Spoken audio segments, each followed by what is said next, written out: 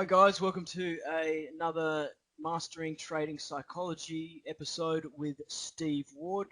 Um, we've had a few of these now, and they're very worthwhile going back into the archives at a later point and repeating the lesson, because there's a lot of practical activities and exercises to do to get a handle on the psychological aspects of trading. So I'll hand it over to Steve, and he can get going. Thanks, Nick, and welcome everybody to Mastering Trading Psychology. This session 7. It was session 6 last time when we looked at emotions and decision making. And in today's session, we're going to have a look at really how we can manage and work more effectively with some of the stresses that trading might bring. Essentially, the goal of today is to give you some skills, some techniques to develop your resiliency so that you're more robust and affected less by the stresses. And the stress is not just that we might perceive instinctively as, the losing, making mistakes, having the losing run and so on, but also the stresses that occur to the nervous system when we're winning can be equally as damaging to our trading. So that's the main thrust of today. It will look a bit like this. We'll start by looking and thinking a bit about stress and trading from your own perspective. Then we'll have a little delve into the psychophysiology of stress, just kind of what's going on in the brain, in the body when we get stressed. We'll have a look at the importance as traders of developing what I would call trader toughness. We might call it mental toughness, resiliency, hardiness, a whole number of names. What we want is stress resiliency.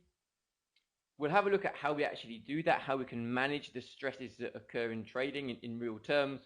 And then I'll try and give you a variety of different strategies that you could utilize to develop resiliency for yourself and in your own trading.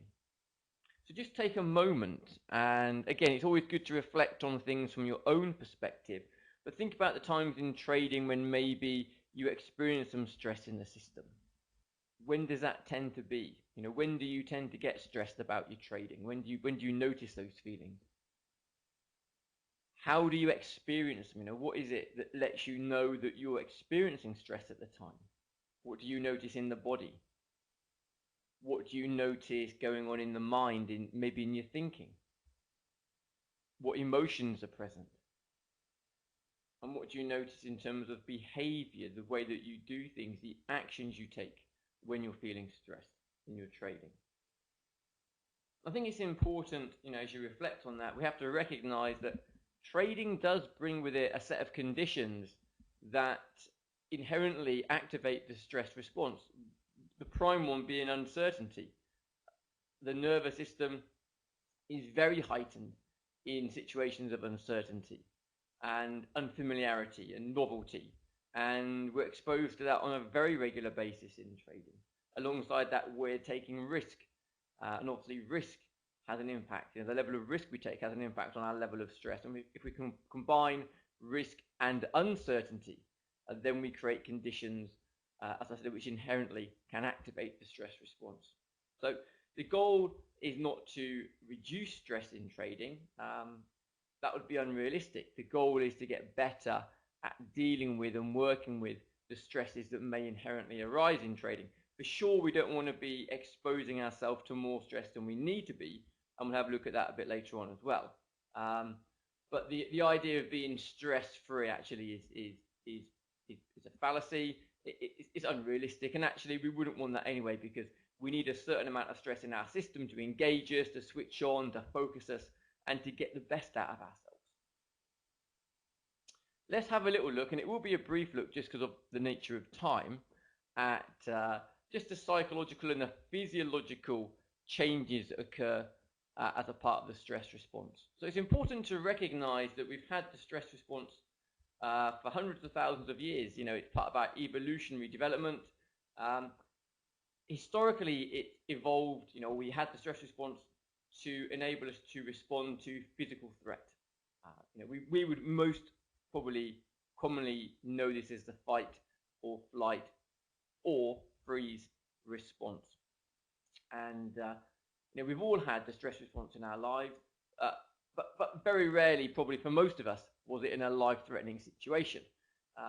But if we were ever in that situation, and some of you may have been, then you will get a very strong stress response, and your body is basically moving into a state to optimize your chances of survival. Survival is the most important thing to the brain.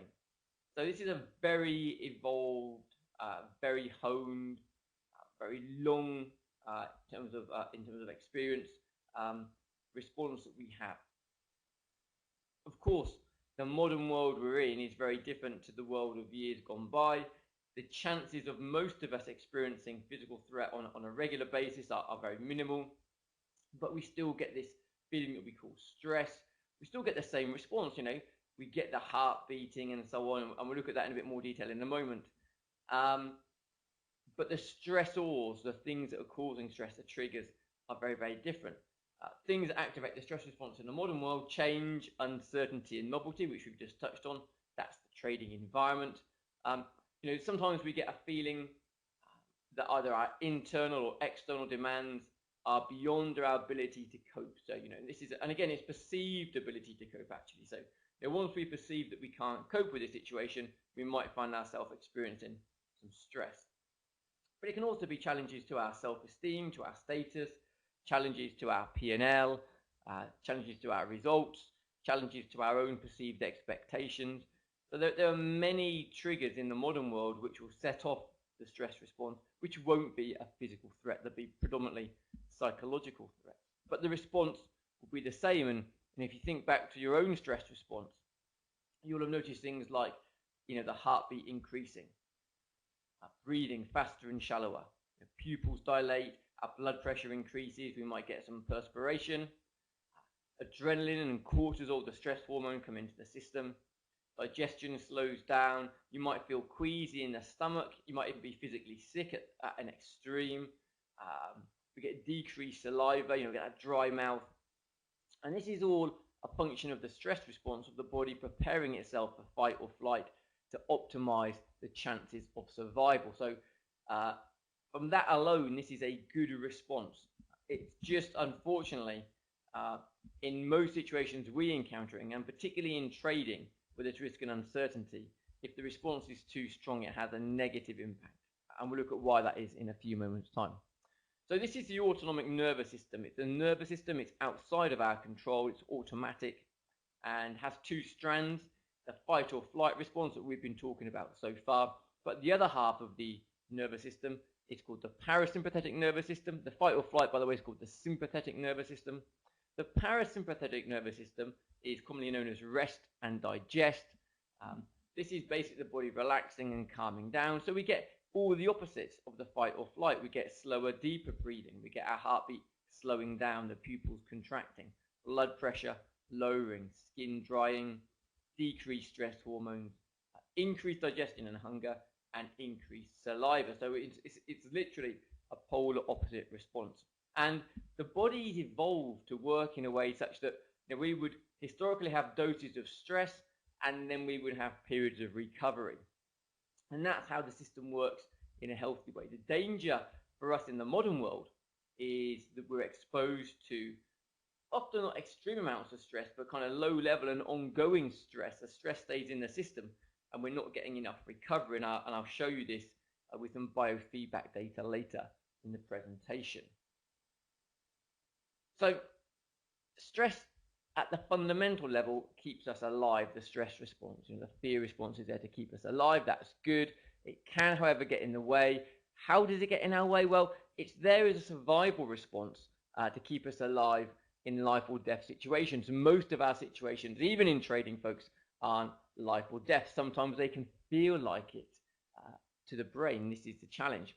So if we look at the brain, this is a working model called the triune brain, and you can see three parts to the brain: the brain stem, the limbic brain, this is in the middle of the brain, this is our emotional brain essentially, and then we've got the neocortex, the higher order thinking brain, particularly there around the frontal lobes, the prefrontal cortex. And what happens in the brain, which is interesting, is the brain's got limited blood flow. So from moment to moment, the brain is allocating blood flow to the areas of the brain that need it the most. When we're under perceived threat or danger. The brain's most important goal is to keep us alive. So blood flow has to come to the parts of the brain that are responsible for survival, for the fight or flight response. That's our brain stem and around the limbic system. What it means is blood has to be taken from somewhere else in the brain. It can't just generate more blood. So the downside for us is that blood flow is taken away from the frontal lobes. It's called cortical inhibition. So this is why under high stress we find it hard to think clearly. We can't always make sense of things. We can find it hard to, if you look at quiz shows, people find it hard to recall information or to solve simple puzzles. It's not they can't do it. It's just they can't do it in the moment when there's that limited blood flow to the cortex, to the frontal lobes. Obviously, the higher the stress response, the more pronounced that effect would be. So the frontal lobes are critical for us as traders because it's our thinking, planning, prioritizing, decision making, attention. It's our executive function. There's a part within the frontal lobes kind of managing the rest of the brain, the prefrontal.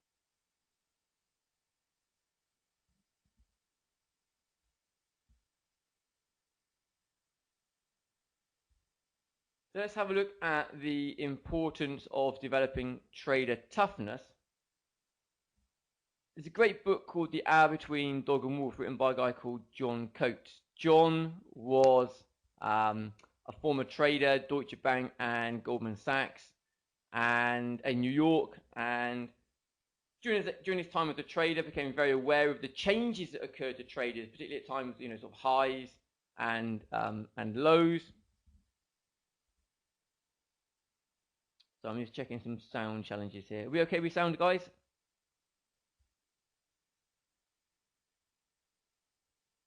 Okay, yep. So John Coates, author of Hour Between Dog and Wolf, was former trader. After his trading career, went back to Cambridge and was studying biology, really neurobiology. And what he was really interested in was looking at these changes that occur to traders, particularly under, I guess, periods of above average gains and above average losses. So kind of the two extremes. Losing runs and winning runs. And John's work led him to really look at the biology of trading. Very, very interesting. So, definitely worth reading The Hour Between Dog and Wolf if you get a chance, or having a look on the search engines to find some articles by John. But at the two extremes, what we see is in winning runs, or when we're getting big wins, we're seeing the reward circuitry in the brain beginning to get activated. We get excitement coming into the system. There's pleasure. The hormone that's released is testosterone. That's our risk-seeking hormone. We can become a bit over-exuberant. We become risk-seeking, overconfident. And actually, if we win, we get more of that. We get a bigger dose of that. It becomes self-fulfilling. It rolls on. It's the two animals in a fight. The animal that wins gets the burst of testosterone. It becomes more risk-seeking. It looks for the next animal to fight. If it wins, it gets another dose, and so on. So this is called the winner's effect, and we see this in sport, we see it in trading, we see it in the military, as well as in the animal kingdom. So it's pretty interesting what's going on there. It becomes I guess it kind of like a snowball, grows and grows and grows and grows. I guess until the trader takes on the trade that it's not gonna becomes a big loser. The animal takes on the competitor that eventually defeats it. So there's an end to that cycle, which isn't very pleasant, but it rolls before that. Now at the other end of the scale, we've got the trader maybe having a losing run, the animal or the athlete who's losing. And here we're getting into the risk avoidance circuitry. Fear is predominant emotion. We're feeling pain. We're getting cortisol, the stress hormone, coming into the system. We become pessimistic. We become risk averse. Confidence declines. Attention kind of really narrows in. We get tunnel vision. We become a bit edgy in our behavior, and we're kind of stressed in a negative way. So this is what it's like at the two extremes. And this is where, from a nervous system perspective, we're most at risk of making decisions which don't optimize our market returns. At the highs, we become too risk-seeking. At the lows, we become too risk-averse. And it's not just psychological, but it's also biological. And one of the findings from John's work and in his book is the antidote to this is we need to be more resilient. The more resilient you've got, basically the more capacity you've got for stress, essentially you can push out further before you get into these danger zones at the highs and the lows. And that's what I want to kind of have a look at today, trying to give you some tools and techniques to do that with. If we look at stress very simplistically, we can come down to this simple formula, which I call the stress equation. Essentially, the stress response is very individual. We share some things. If we all heard a loud explosion, we would all respond to that instinctively. That's a survival response. But a lot of our stressors, the things that cause us stress, are very individual. We weren't born with them. They're not innate. They're things that we've learned. So the stress response is very, very, very individual. We see that in terms of individual trader responses as well as individual people responses in wider society. So the stress equation basically tells us that it's the stressor, the thing that is triggering the stress, plus our perception. Essentially, are we seeing this as threatening? Are we seeing this as stressful or not? And only if we see it as threatening or stressful will we get a stress response. So, two different people could have the same trigger. For one person, there may be a very low or zero stress response. Somebody else could have a very high stress response, purely based on their perception, how they perceived that event to be. Now, what it means for us in terms of how we can begin to manage stress is, first of all, we've got to ask ourselves, if we've got things that are stressing us out, can we reduce them or remove them? That's common sense, but we have to start. There's no point in managing stress we don't need in the first place. Secondly, if we can't change the stressor, we can't change losing trades, we can't change losing runs. These are inherently part of trading. We can't change uncertainty. We can't change the fact that we're taking risk. So there's some inherently potential stressful factors to trading that we can't change. In those situations, our point of control is, can we change our perception? Can we see it differently? And then if we couldn't do that, if we were unable to do that, then we're left with a stress response that we've got to try and manage. We have to try and regulate that in some way, and we can have some little techniques for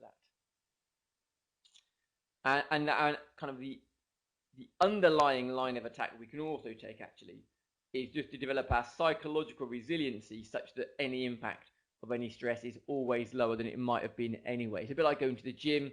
We're lifting our weights in the gym. So if we've got to lift anything or move anything, it's not going to be as stressful because we've already got an underlying length of musculoskeletal strength.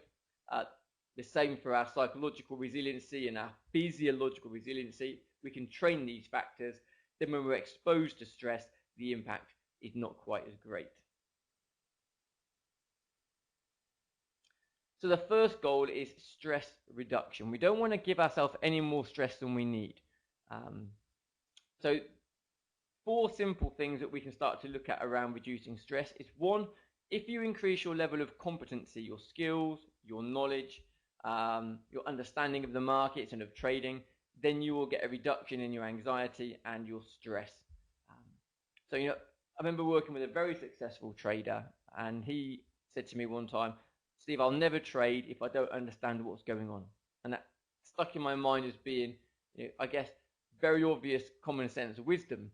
But actually, when you get a very successful trader saying that, it's pretty impactful. And his reasoning was, if he doesn't understand what's going on, it's just too stressful, and he won't make his best decisions when he's not understanding what's going on. So in that scenario, for him, the goal is not around breathing techniques. It's not around taking time off work and relaxing and recovering. It's around spending time trying to work out what is going on, developing skills, knowledge, and understanding. So there has to be an underlying goal for all of us, is competence. Competence and experience are kind of the 2 big building blocks of confidence. And if we can be more confident, then we can increase our resiliency and lower our stress response. Also, our strategy, or your strategy, the way that you trade and how you trade, can have an impact on your levels of stress. The markets you trade, the market volatility that you expose yourself to, how many markets you have open, how many positions you have open at any given time. So if you have lots of volatile markets, lots of positions open, you've got a lot more going on. There's more to process. Inherently, there's more stress in the system. So there are variables there that you can regulate in terms of your market selection, maybe the times of day that you trade, how you trade in terms of time frame, short time frame versus longer time frame. The shorter the time frame, the less time you've got to make a decision. Inherently, the more stressful it becomes. The longer the time frame, the slightly easier that becomes in terms of the stress on the nervous system. Risk management, without doubt, the bigger the risk you take, then the more stress you're going to experience. It's going to be different for everybody. Imagine an upside down U. We're all going to have an optimal amount of stress at the top of the U. We're all going to have levels where stress is too low or stress is too high. The goal is to try and keep it somewhere in that optimal zone. But I do meet a lot of traders who are getting stress and anxiety and fear and worry and panic. It's purely because they're taking too much risk. And for whatever reasons, whether it's ego, status, whether it's just the way they've evolved, whether it's just attachment, they just become unwilling to trade smaller. But I've just been coaching some guys just last week around this. So, trying to encourage them to trade smaller, be more nimble, so they can reverse their positions more easily, have less attachment. If you have a losing trade, you can recover quicker, get back in the game quicker. We get sucked into the trading bigger trap, but we only want to trade as big as we can trade big and effectively. Once we lose the effectively part of that, then we're going into just big, which is not always better. So, really think carefully about your risk management. We're looking for optimal position sizing, such that you obviously are optimizing your market returns, but you're doing that because you're still able to manage those positions and trade them effectively. That's the key factor. And the fourth one is preparation. If you're doing your preparation well, you'll come in with a feeling of confidence. You'll obviously be addressing some skills, knowledge, and understanding within that, understanding the market context. And you'll also actually, if you do your preparation, if you do some what-if scenarios and you start looking at, well, what could happen here in the markets? And if this happens, what would I do? And if data comes out and it comes out below expected, what would I do? If it comes out as expected, what will I do? If it comes out above expected, what would I do? Having some scenarios in advance, essentially, you're reducing some of the ambiguity and uncertainty in the market, which again is reducing the stress on the nervous system. And again, if you did some mental rehearsal of that, you can enhance that even further. And I think we talked about that in one of the earlier sessions. This is why it all becomes really important when we start to put all these things together. They all have a reason. We're not doing these things just because it says it in a book or it feels like we should do. They all have an impact at some level on our system. We want to get that system performing as well as we can to maximize our market returns. So do have a think about for yourself, could you increase your competence? Could you be more careful in your strategies? Could you manage your risk more effectively? Could you be more prepared? If you can, these are quick ways that you can start to reduce the level of stress in the system and increase your decision making. So remember, stress is a perception. It's a perception based on threat. Okay. So the big question that kind of prompts this stress response is there some kind of threat in my environment? And if there is, bang, stress response on. The bigger the threat, the bigger the response, and the more we might get the shutdown of the frontal lobes. So we could look at it very simply in terms of, is there a threat or is there opportunity? Okay, in terms of our perception. And actually shifting that's quite important. I remember working with a young trader, must have been probably a couple of years ago now, having a tough losing run in the markets early in his career, and was very down on himself and very worried about the impact of his performance. But all of that, we couldn't change any of that. Whatever had happened had happened. But he was perceiving this as very much as a negative event, very down, very stressed, frustrated. And so I asked him the question, what could be good about this? What could be good about this? And of course, it's not an intuitive question for most people to ask or to ask ourselves when times are tough. What could be good about this? But what I was looking for, what are the opportunities here? Let's try and shift the perception. And actually, after a little bit of time, what we started talking about was how he tried out some new markets. He was trying some different trading styles, which he'd found interesting. He was working on his trading skill and his knowledge. He'd improved his risk management. He was also increasing his resiliency. So there's a whole number of benefits that were occurring in terms of his long-term trader development as an outcome, really, of this very tough event. But by shifting his perception, we change the response in the brain, we change the energy, and then we can change emotion and behavior. But it starts at a perceptual shift. And we call this reframing. And this is where our mindset is important. So Flawed the movie, it's a documentary about the closing down of the trading pits in Chicago. And there's a few guys in there really struggling with that transition. And a lot of that is around their mindset, how they're thinking about the event. So the event that the floors are closing down is the same for everybody, but some guys coped better than others for a number of reasons. But one of those is mindset, how they were perceiving those changes. Not so much the event itself, otherwise they'd all have had the same reaction, but they didn't. And this is important for us because if we go back to our work on mindset from a session or two ago, how you perceive losses, how you perceive mistakes, how you perceive a losing run, this is where it becomes so important because if you see mistakes as being largely negative, or you see a losing trade as being hugely negative, then you'll get, if that's your perception, you're going to get a very strong stress reaction. Not because of the losing trade, but because of your perception of the losing trade. That's the key factor. It's the perception which is key. So this is where, if you go back to the work we did around mindset, it's very important to develop a positive trading mindset in terms of how we're looking at things. But it's also important to recognize, and this is where we need our thought awareness, that sometimes our thinking can drift into unhelpful ways of thinking. And then we need to be able to shift it. Okay, and that's called a reframe. So is the way I'm looking at this, if something's causing me stress, if every losing trade is causing you a big amount of stress, then the question is, well, how am I thinking about these losing trades? What's my mindset about losing trades? Is that useful for me? And if not, is there a more useful way to see it? And that's what we're looking for there. So that's how our perception becomes really important. Reframe. Now, sometimes we can't change the event. We can't change. We can't always reframe. Sometimes because it's just happening so quickly, and we notice we've got the stress response. And then here, what we can do is we can begin to regulate. So we can start to actually manage the stress response in real time. Now I'm going to teach you a couple of strategies here. There are many. These are just some ones that you can go away and have a kind of a try with and a play with.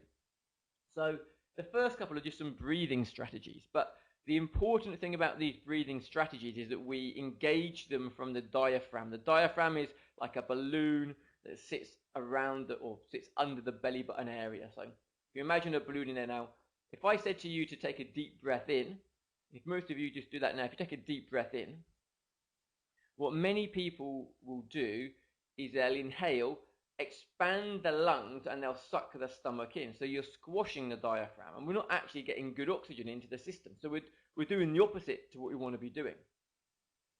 When we are breathing well, and you see this in young children when you kind of watch them sleeping, you'll see the belly area moving up and down.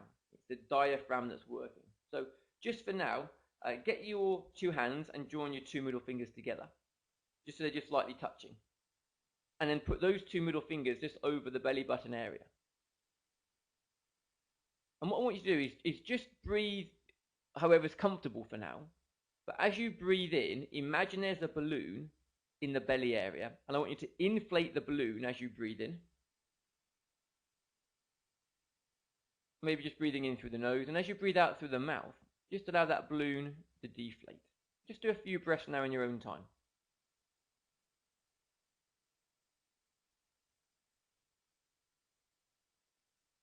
Now, if you're doing your diaphragm breathing correctly, what you'll notice is the two tips of those middle fingers will gently separate. But that'll let you know that the diaphragm's inflating on the in-breath, deflating on the out-breath.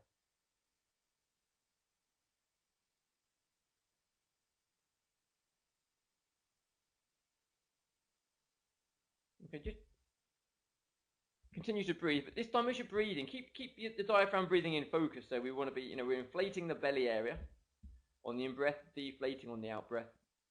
Breathing in through the nose, out through the mouth. And just try for the next few moments, breathing in for 3 and out for a count of 6.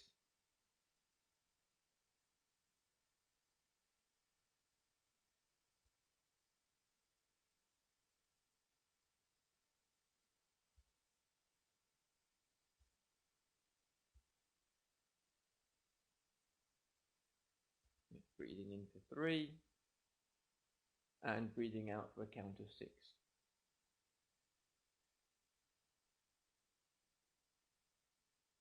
You'll notice that the out breath is longer here in this breathing pattern. The out breath is our body's natural relaxation response. So even actually if you're really stressed, just doing like a long sigh, a really long slow out breath can be enough to get a good regulatory response. We call that the relaxing sigh. It's a good little technique. Okay. Now let's just switch the breathing. This is a 4-4-4-4 pattern. Comes from the US military and law enforcement, and actually it's called, for those of you like a nice sexy name, this is called Tactical Arousal Control Technique, TACT. So it's, the way it works is 4 seconds in through the nose, hold for 4 seconds, out for 4 seconds through the mouth, hold for 4 seconds. It's like a box shape, 4-4-4-4. So just give that a go now, breathing in for 4. Again, keep the focus on the diaphragm. 4 seconds in, holding for 4, breathing out for 4,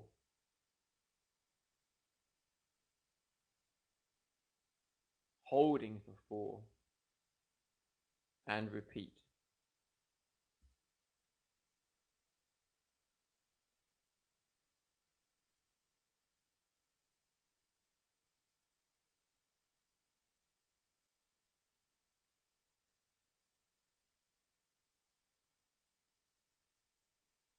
Okay, and just relaxing for a moment. So there's a few things you can have a practice of, diaphragm breathing on its own. Just try a relaxing sigh. Next time you're really stressed, long, slow out breath. You'd be amazed how quick and simple that technique is. If you want something else you can practice, 3-6 or the 4-4-4-4 are also very good techniques you can utilize. Something that I've done a lot with traders. We can't do it today in session today because of time, and we haven't got the software to demonstrate it correctly. But it's biofeedback. It's something you could look into for yourself. Have a look around biofeedback. Have a look around. There's some apps out around what's called heart rate variability. And essentially what you can begin to do is learn to bring your nervous system into a state what's called coherence, where the brain, the heart, the gut all working well together. Blood flow is optimized to the frontal lobe. It's essentially the opposite of the stress response. When we're stressed, we get the hormone cortisol, the stress hormone, good in short doses, bad when it stays in the system over time. In coherent states, we get what's called DHEA, dihydroepiandrosterone. It's a kind of feel-good, positive hormone, very good for us. Amongst other things, keeps us looking younger for longer. Cortisol is the aging hormone, makes us look older more quickly as it breaks down our immune system. So have a look out for some biofeedback, heart rate variability, HRV. There's a few out on the app stores you can have a look at and try some out. The one that I use personally for demonstrations is a company called HeartMath. I'm not endorsing them as being better or worse than anybody else. Just the one that I've used over the last 10 years, but there are many more that have appeared over recent times. So check them out. And again, you can get them for smartphones, for tablets and stuff as well. So very quick, very simple to use, good training techniques, cardiac coherence. And the other thing I want to bring you back to, if we get the stress response on and we want to regulate, is just the simplicity of the mindful breath. Just bring in focus to the breath in this moment. Not trying to shift or change or do any way of breathing, simply paying attention to how we're breathing in this moment.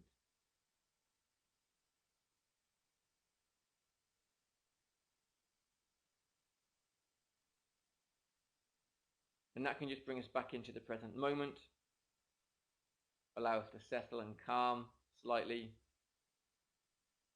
shifting our focus, shifting feelings, and bring us into a more effective place to trade from.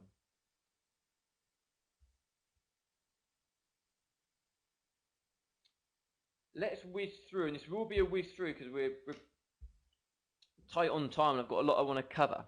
But let's whiz through some strategies for developing your level of resiliency. So this is like This is the gym workout to make sure you've got a good nervous system muscles that when you're exposed to stress, going to give you a good chance of coming through with minimal impact. So when you go to the gym, you lift your weights. Ideally, you have a period of recovery, and then the muscles overcompensate. The fibers that are torn down repair even stronger, ready for the next dose of stress. So when you go back to the gym, you can lift more, or you can lift the same weight, but it feels easier. That's an adaptive process, and that's represented here, kind of in this idea of kind of shifting our curve. So the curve that we're going to be shifting is not in terms of our physical strength, but in terms of our psychophysiological resiliency. And that's what these techniques do. They basically, if you look at the curve on there, this is based on what's called the Yerkes-Dodson curve from 1907. So over 100 years old, still perfectly valid. Not enough stress, performance low. Too much stress, performance low. Again, like we talked about with position sizing, there's optimal levels of stress that we can encounter. And what we can do is the danger part, I guess, of that curve is the right-hand side, but we can shift that out as we become more resilient. That's what we're going to have a look at doing with a few techniques. The first of these really, not so much a technique, it's just something to understand, is the way we get good at dealing with stress is through exposure to stress. This is the whole downside and the whole fallacy of kind of being stress-free. If we were stress-free, we wouldn't know how to cope with stress because we wouldn't have the exposure to it. It's like if you want to get strong muscle, you have to expose them to stress, lift the weight to get them stronger. If you avoid any kind of heavy lifting or even moderate lifting or light lifting, you won't get strong muscle. So avoiding muscular stress weakens us.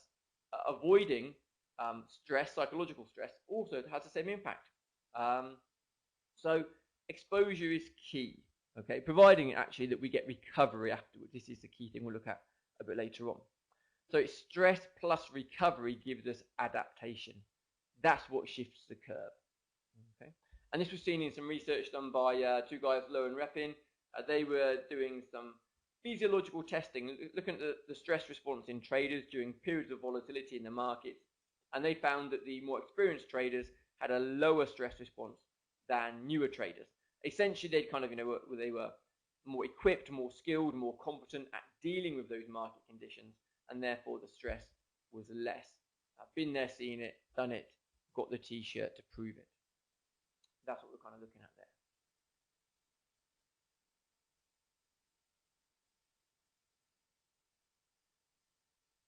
Let's have a look at the key thing here that I want to make a point of is the concept of acceptance. So, when you have a losing trade, you're in a losing run, when you've made a mistake, the thing you've got to get best at, or the thing you've got to get good at, and this is a quality seen very much in explorers and adventurers, successful ones, is the ability to accept when things have gone wrong, but to accept them quickly. And as a hedge fund trader I coach, actually, and one of his strengths is he's very quick at kind of going from it's gone horribly wrong to he's accepted it's gone wrong to actually he's dealing with the fact it's gone wrong. For most of us, there is some middle grounds that occur. So, after the events happened, and this is based on something called the Kubler-Ross change curve, sometimes called the loss cycle, Elizabeth Kubler-Ross. And after the event, this could be the losing trade, it could be the losing run, it could be the mistake you made. Sometimes we get disbelief, but often what we experience is some emotion, stubbornness, anger, frustration. We start blaming the market, blame the person next to us, blame the mouse, the technology, the broker. But there's like an emotional response. And what you have to get good at doing, the skill we want to learn, is to actually get to acceptance. And that means we've got to get through that emotion. So we've got to be able to work through and process the emotion to get to the point where we can accept what's happened, because only then can we move forward. So acceptance is the goal. And, it is a skill. I remember I was doing some work out in New York last year, and I got into the lift with the bellboy. He had like a big, one of those trolleys full of all the cases he was moving around. And we got talking, and I just said to him, what kind of day you got coming up? And long one today, 15-hour shift. he's going to be really busy all day. And I was going, oh, that sounds like a tough day. And he said to me, yeah, but, it is what it is. It is what it is. Yeah. And that was a great example of, he can't change that. He's got the 15-hour day. It might be long. It might be hard. That's not going to be changeable. It is what it is. It's a great example of in the moment acceptance. And I thought that was great. Yeah. And that's what we want to kind of shift to with ourselves. We want to be able to accept things. Once it's happened, it is what it is. We want a way of processing the emotion. We want to get to acceptance. So how do we get from the event to acceptance? Well, one of the things we've got to do is we've got to process the emotions that may be arising. These emotions are not bad. They're not good. They're a response to our situation. They're largely outside of our conscious awareness. We need to work with them. Emotions and thoughts that are outside of our awareness, that are kind of beneath the surface, make us very reactive. They drive our behavior. They drive our behavior. They drive our action. They drive our decision making.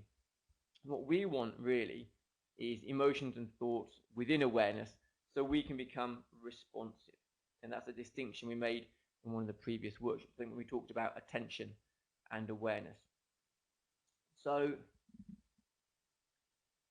one very quick, simple technique that you can utilize, and this can be 3 to 5 minutes a day, is to write down what you're thinking and what you're feeling. So at the end of the trading day, take 3 to 5 minutes in your journal. Just write down what you're feeling, what you're thinking. If you've just had a losing trade, and you can notice the emotions are maybe quite strong, or it's been a big losing trade outside of your norm, or you're doing a losing run, or even after a big winning trade or on a winning run, it's a great time to write down these emotions and thoughts. Get them out of the system. Yeah? Get them out of the head, out of the system, down onto paper, where you can see them, where you can read them, where you can hear them, but where you can most importantly recognize them for what they are: emotions and thoughts. Get a little bit of distance from them, keep them in your awareness, reduce your reactivity, give you more choice and flexibility. Now, if nothing else, if you're experiencing a tough period in your trading and you spend time just writing about how you're feeling, lots of studies have been done showing that where people journal, where they write down what they're thinking and feeling, levels of stress go down as measured. Journal, where they write down what they're thinking and feeling, levels of stress go down as measured by the hormone cortisol decreasing, the stress hormone, and levels of happiness subjectively assessed go up. So reduced stress, increased happiness, where we're doing our journaling. So very, very important technique. Great to do all the time. Very important to do during a time of above average gains or above average losses, or events, big events, a big mistake, a big loss, a big win, and so on, just to reduce their hold on us. Something else to consider, particularly after a negatively stressful event like a big loss or a mistake on a losing run, is what's called explanatory style. A guy called Martin Seligman from University of Pennsylvania, been doing lots of work over the last few years around positive psychology. It's been his big thing. Also around resiliency as a component part of that. Been doing a big project with the US military around resiliency. And in his earlier days, he kind of was looking at learned helplessness into kind of learned optimism. And he has this very nice, neat little framework, TLC, temporary, local, changeable, that when you've had a negative event happen to you, a resilient person will see that event as being temporary, whereas, so that'd be slightly more optimistic. A pessimistic person would see it as being, it's never going to get better.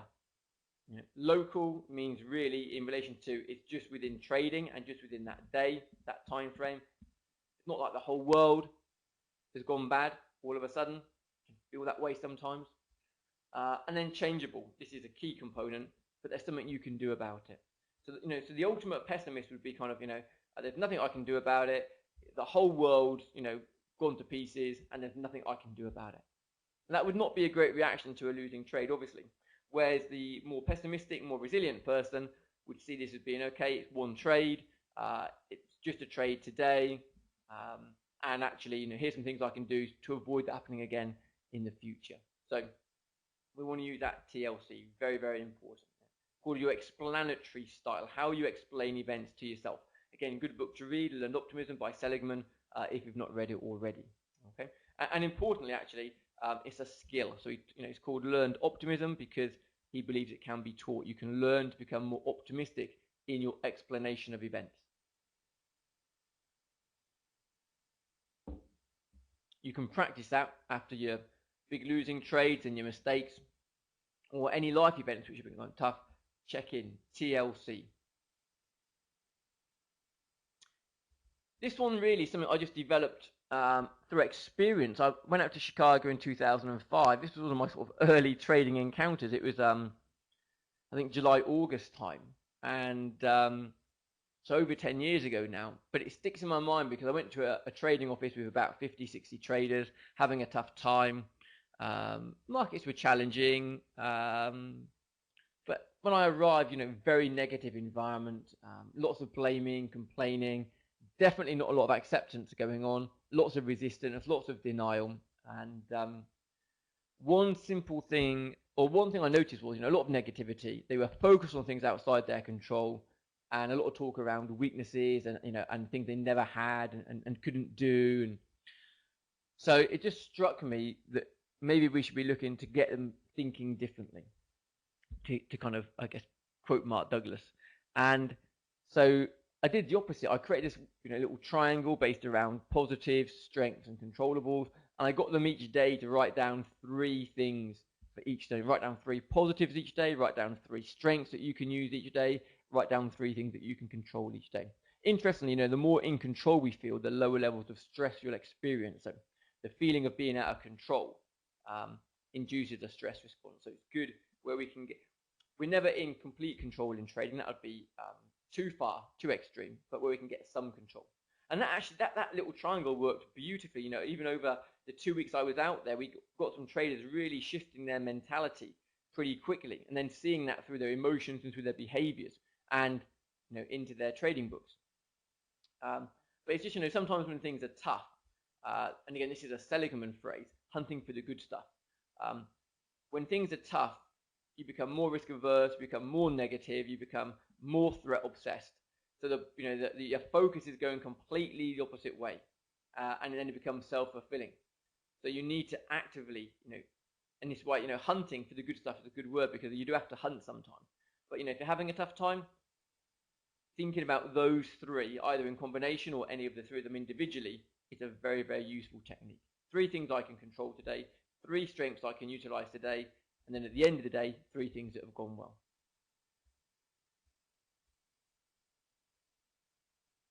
I'm just going to mention again, bring us back to our mindfulness training. Mindfulness training has been proven to reduce stress reactivity.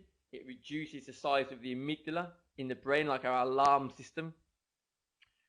When it's done consistently, increases stress capacity. That's what resiliency is, and it helps to shift our perception of events. So we're getting like a bit of a mindset perceptual shift, so our response is different. So again, regular mindfulness training, if we can get at least 3 to 5 minutes a day, build that through to 10 or more over time, then that's a way that you can do something very tangible to increase your resiliency, and very beneficial.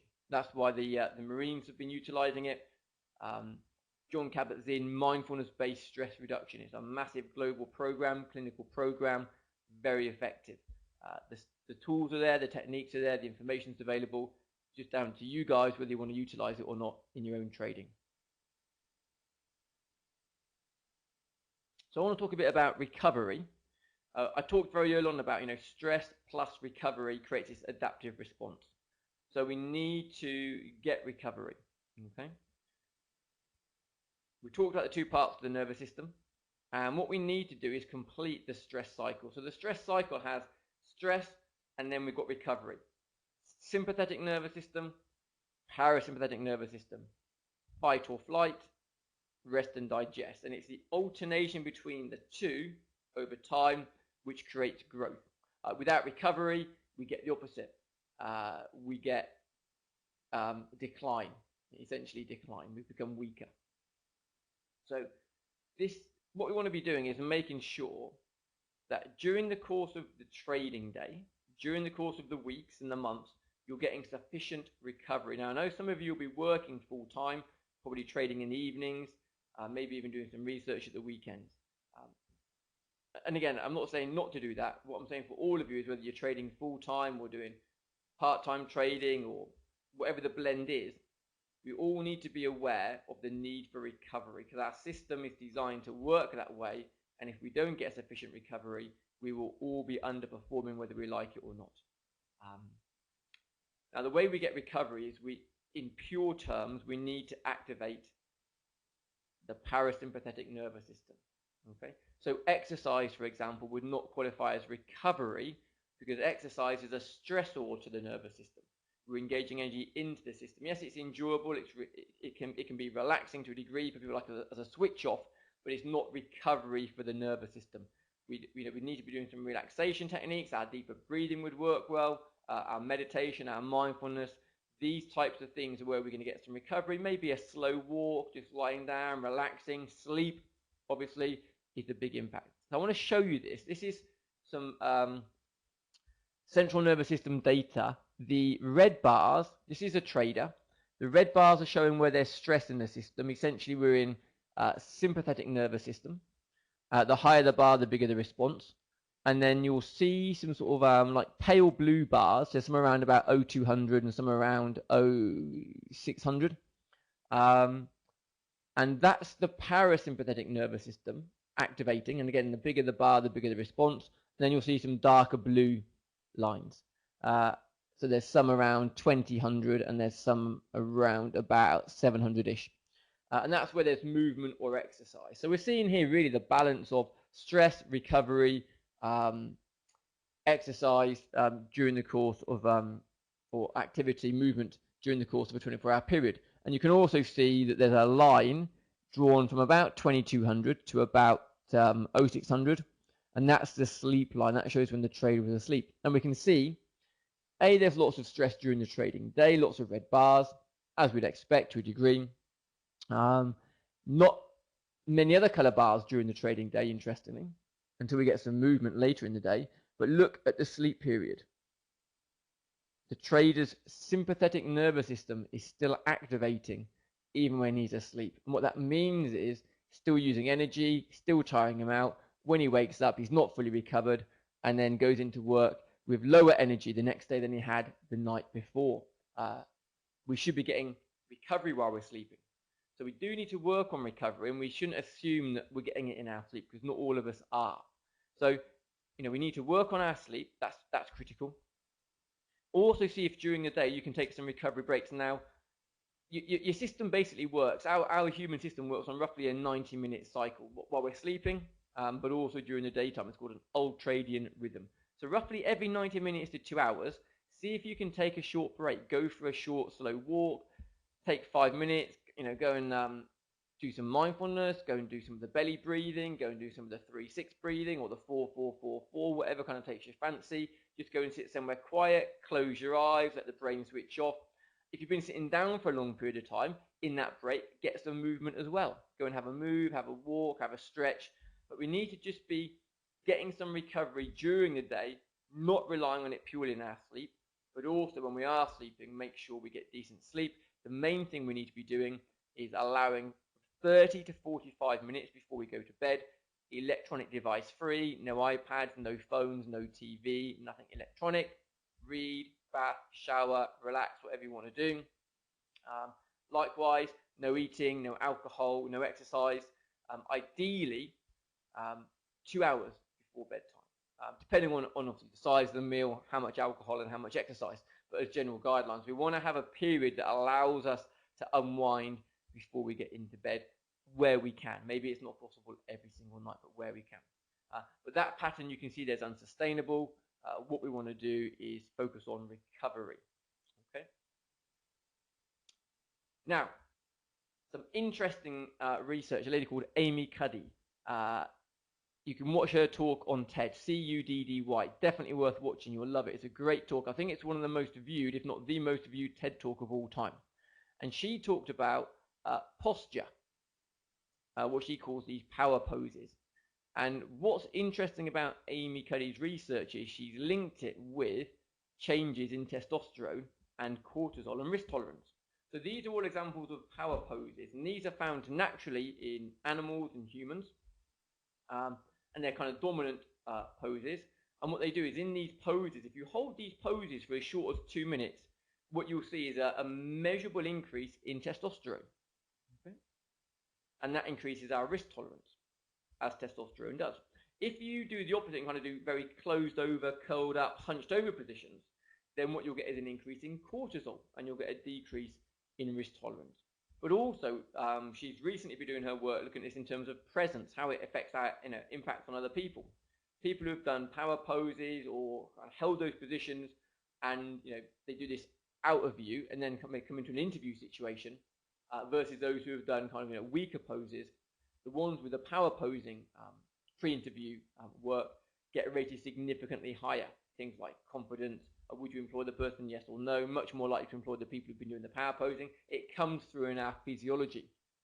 Now, there's many ways you can think about this. One is, and again, there are some sports people, and there are some concert musicians who have now put 2 minutes of power posing into their pre-performance routines. So that's something you could have a think about.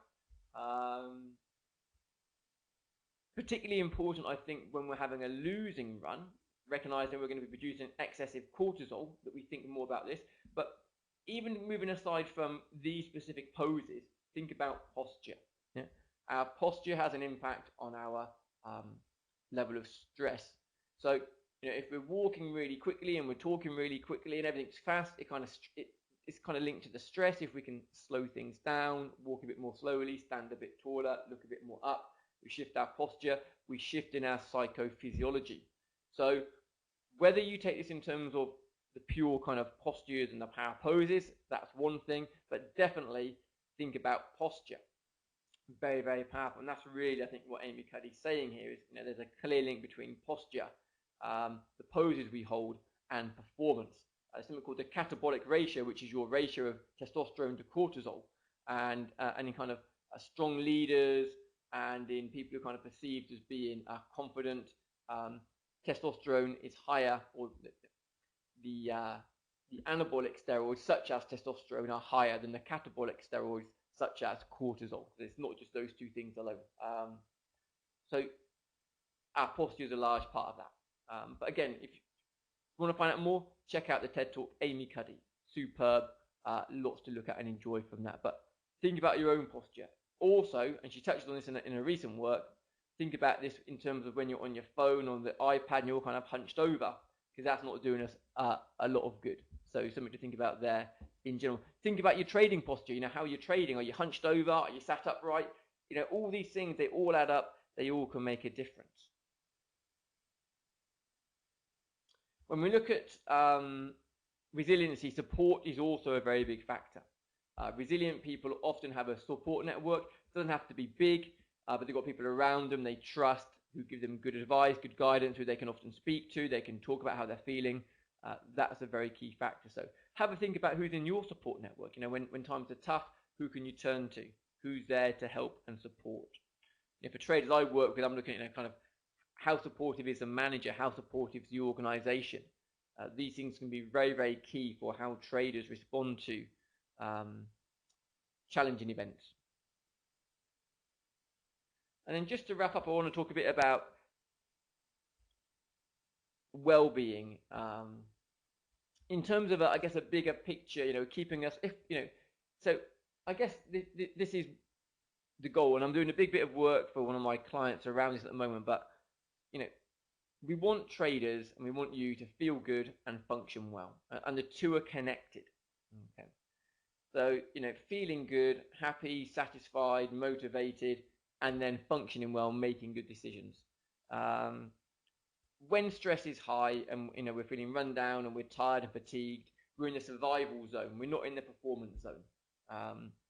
So well-being is critical, actually. And there's a few things that we can do in terms of strategies to promote good well-being.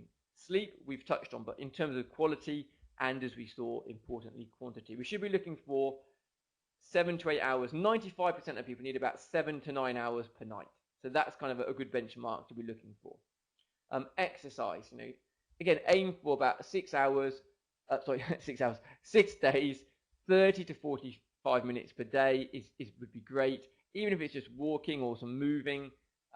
And they can be broken down. It could be, 3 sessions of 10 minutes or 3 sessions of 15 minutes. As long as it's 10 minutes minimum, you'll get a decent effect. But get moving. Nutrition, simple things to do. Keep caffeine relatively low. Keep sugar levels low. These things create spikes. They're stimulants. They activate the stress response. The more of them you have, the more stress you've got in your system. So that's good guidelines for most of us. Rest and recovery during the day, weekly, weekends, holidays, vacations. These are critical. They've done studies showing there's significant links between the amount of holidays people take and their health and well-being. The less holiday you take, the less well people are. The more they take, the better they are, particularly around things like heart diseases and so on. So we want to be getting good recovery, but we also know stress plus recovery is where we get resiliency from. Our meditation, our mindfulness, biofeedback, relaxation techniques, practicing any of these things or combinations of them really enhance well-being. You'll feel better. Get away from screens and tech. Some of you probably might have jobs in tech, then you come home and you're trading in front of the screens, then you go downstairs to relax and you watch your screen. So you could be connected to technology from pretty much first thing in the morning to the last thing at night. We need to try and get some breaks during the day away from it where we can. Move more, get away from the desk, stand up if you can. I'm doing some work for a client in Europe at the moment. All the traders have got stand-up desks. It's brilliant. You see them going in there. Sometimes they're sitting down. Sometimes they're standing up. They're moving. They're up. They're changing the physiology. We're all sitting down way too much. We need to move more. Again, this is where we can think about our 90-minute cycle. If we've been sat down for 90 minutes, we should be getting up, doing some moving, doing some stretching. And then finally, making sure, and trading might be this for you, but making sure that we're doing activities that bring a sense of enjoyment, engagement, that give us emotional balance. And if you are a full-time trader, then activities other than trading, okay? So we're getting some of that balance in there. Okay, so in terms of action, there's a few things we can do. The first one is, are there any ways that you could quickly and easily start to reduce the stress you're exposing yourself to? Secondly, if you can't reduce or remove something, then our next choice is, can I reframe it? Can I see this differently? Can I change my perception? If we can't do that, then we're down to regulation. This is where we can use our breathing techniques and so on.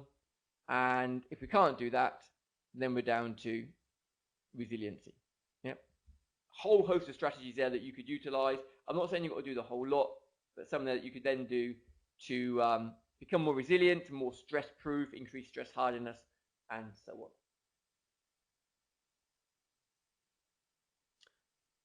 Okay, and I don't know how we managed to get through all that, but we have done, because there's a lot of information in there. But if you've got any questions, if you've got anything clarifying, please feel free to type in your questions now. And obviously, I'll be happy to take a couple of questions today. We haven't got a lot of time just because the session itself has been pretty long. Okay, here's one from Steve. One big improvement in my trading came from extending my trading log to include notes about how I feel as I prepare to place a trade. Analysis of the idea, justification, risk management, trade management, plan, confidence level. Excellent. This helps to review the trade and get the perspective, particularly when a trade fails. This tip came from a successful trader. Brilliant. That's a great insight, Steve. It's the one thing that most people don't do when they have their trade log, is they talk about the trade data, but we're not capturing the emotional data. So that's great. And again, that's a great tip Steve shared with us there, and I definitely endorse that. At that point when we are, well, really at any decision point, when we're making around the entry, the kind of consideration to the trade, the placing the trade, maybe we're in the trade, we're managing our position. We might even be thinking about changing our mind, or we're going to exit the trade. At these key points, how we're feeling and what we're thinking is critical. It's not just the objective data of what happened, and we want to get the insights from that. A question from Kathy: could we do a session 9 that's strictly Q&A on everything. Yeah, I think we can definitely arrange something like that, Kathy. Speak to Nick and the guys and see if there's appetite. What we would want to make sure is probably that we get questions in advance. So, you know, we do the 8 sessions, maybe leave it for a month or so, you guys can digest a bit more, and then send the questions in advance, because then what I can do is if there's any slides that I need, I can bring those slides together to that session, and I'll kind of, you know, so here's the question, and then here's my response to the question. We can maybe have a bit of a template for that. And then at the end of that session, we can also do a bit of a free-for-all Q&A as well. But I think that'll probably be quite useful. Yeah. Question from Niels here. Do you recommend using the biofeedback during the trading session or just in sessions separate to trading? I have an M-Wave but didn't use it a lot. I would recommend with all these techniques that you practice them away from trading first of all. A bit like going to the gym, imagine my job is lifting furniture all day. I go to the gym to make sure that I'm strong enough that when I do my day job, it's not too stressful on my muscles. So I would generally recommend doing your biofeedback, any mindfulness type training, longer training away from the desk as such, rather than at it. There are times though, and obviously for the quicker techniques where we are using them in the moment, but again, I would want them to be practiced and tried out initially away from the desk.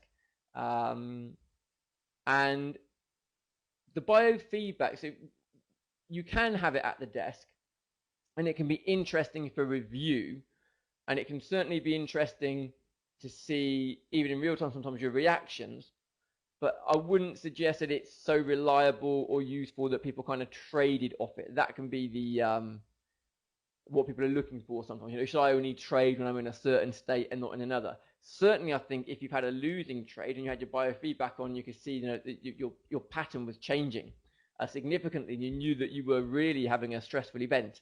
Then what you could do is you could then do your techniques as such for long enough that you could then see the screen changing, come back to your coherent state for a period of time, check in and reassess. So you could use it more like that.